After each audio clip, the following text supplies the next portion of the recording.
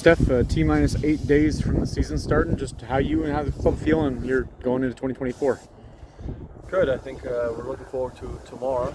Just our last prep against a good opponent, and trying to kind of bring everything together that we've been working on. And tomorrow, I think, is the last day of preseason, and then after that, following day on Sundays is for us is when the season really starts.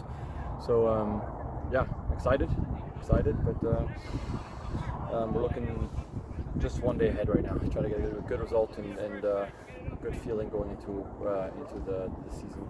They're having a good performance tomorrow. In 4 days now at the new facility, how are you settling in here with the guys? Great. I mean, we love it. It's been a bit hectic and busy, and we also obviously we spent some time in Spain, so we're just coming back now. We have so many meetings, league mandated meetings that we have to do, so it's a bit of a crazy time. But I mean, it's state of the art, and I think you already can see even just in the players' lounge and guys showing up for breakfast and kind of sitting a little bit longer together. Guys kind of coming together for lunch and sitting a bit longer together. And I think those little things are the ones that goes a long way, especially when you do that on a daily basis, right? And yeah, the equipment's phenomenal. It's really everything's at your fingertips, and it's just so much more easy to be ultra professional this year. Maybe there's no such thing as a normal preseason, but this seems like, at least on a calendar basis, the most normal preseason you guys have had in a while. In that there was no competition, there was no strike, there was none of this stuff interrupting things. It was just you pretty straightforward. I mean, does it feel like you guys have had a proper preseason, and how does that impact your both physically and mental state going into a season? Yeah, it's probably a valid point. This is the first normal preseason we've had in a long time. To be fair, I mean, last year it was more or less a normal preseason, just a little bit earlier because of Club World Cup, and then unfortunately we had a pretty quick one and done there, and then a bit of a weird break almost after that. But yeah, this is definitely the most normal preseason we've had in a while. Sometimes you need that to be able to just take your time, focus on things, make sure we're ready physically. And like I think you've heard this coaching staff say, I think the guys took it very seriously in the offseason, and most guys came back very, very fit, which is really good. And so that gave us a good platform, and then you can take your time, implement a couple of new things, look at some things that worked last year, and look at some things that maybe we want to improve on from last year. So yeah, it's nice to feel like you have time, and you're not rushed into. You just got to figure it out right quickly. Still, it doesn't mean that we're going to be clicking and firing and playing our best footy, I think, from day one. I don't expect other teams to be there either, but I like the foundation we've created. Steph, can you talk about the goalkeeping group you have? I mean, obviously Steph was there for a long time, and he was kind of like the backup right, but 1A almost. And now, is there a gap there now, or how do you look at these young guys in terms of where you're going to play, and maybe giving you a rest once in a while or whatever it might be?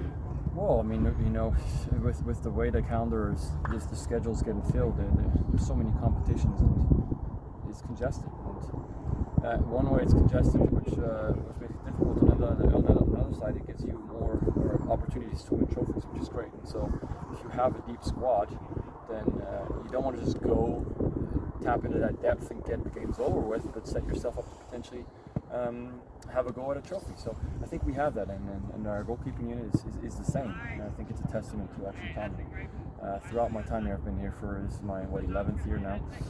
We've always had good competition. We've always valued having not just one guy, but 3 or 4 guys that are all bringing something to the table, and so we can grow together, feed off of each other, and then hopefully be successful as a unit.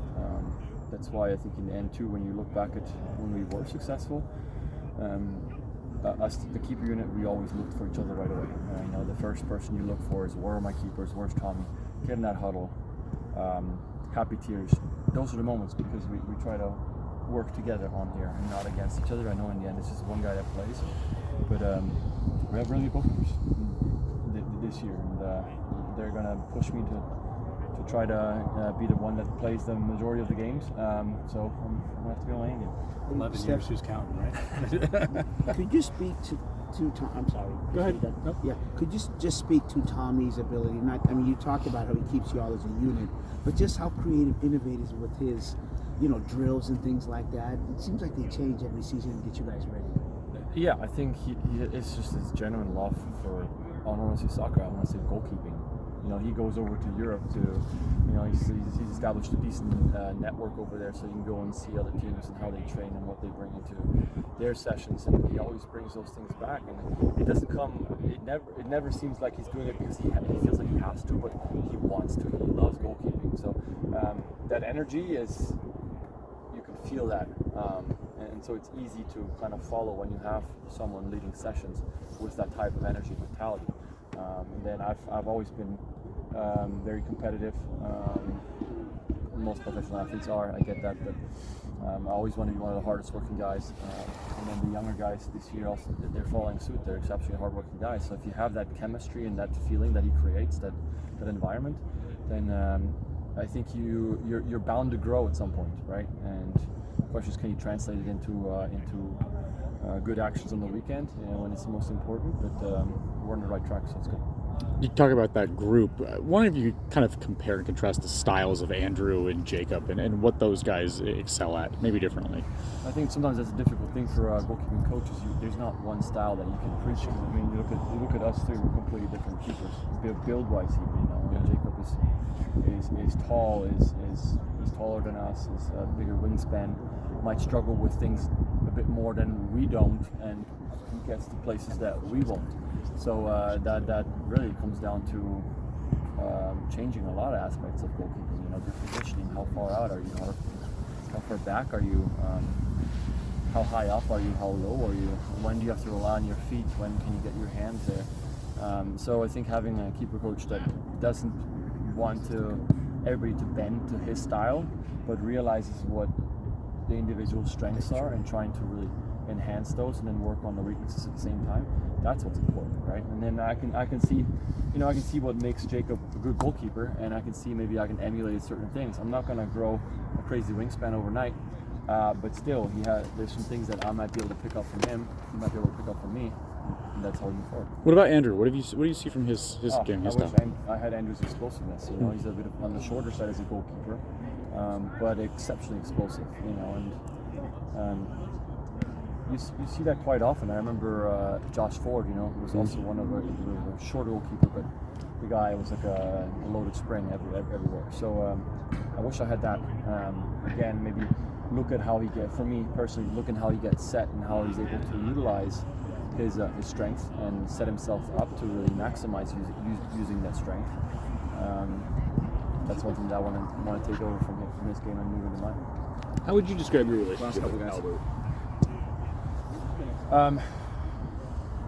Good. We get along. I think there's a little bit deep down. There's a little bit of understanding of growing up as a kid in Europe and what soccer means to you, and going through academies and how you see your friends getting cut at an early age, and that professionalism gets instilled in you quite quickly. And so I think we have a mutual respect for each other because we understand that we both have kind of been there and done that. Other than that, I think we get along off the field as well. He's a funny guy. He likes for people to come together and have a good time together and bond. So he's really good for the team in that way as well.